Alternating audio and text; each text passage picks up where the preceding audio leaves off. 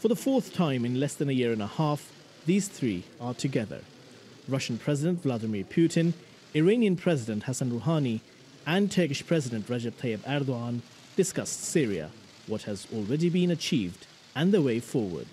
We have taken important steps in advancing the political process, providing stability and maintaining a ceasefire and fighting against terrorism. We have preserved the spirit of the Astana peace process despite all the problems, dissidents and even some provocations.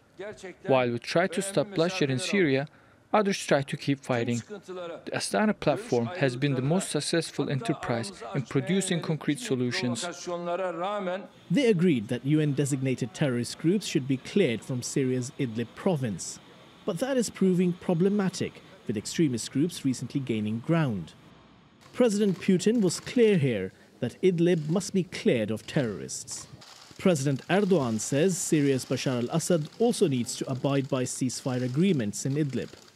Turning to the northeast, Erdogan says Turkey has the capacity to clear Manbij and much of the region by itself if needed. The joint statement says separatist organizations that threaten Syria's borders should not be supported under the label of fighting terror, apparently a dig at American support for the YPG terrorist group. All three countries say a US withdrawal from Syria would be good for the region, but there's uncertainty. As for the withdrawal of American troops, we know President Trump did quite a lot of work to fulfill his pre-election promises, which is quite a rare thing in the case of the United States. One of these promises was to withdraw the American troops from Syria. The interior political situation is of such a nature that he cannot always achieve the goals he sets out for himself.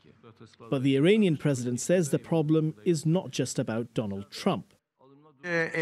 What the Americans do both under the current authority and the previous ones does not secure the interests of the nations of the region.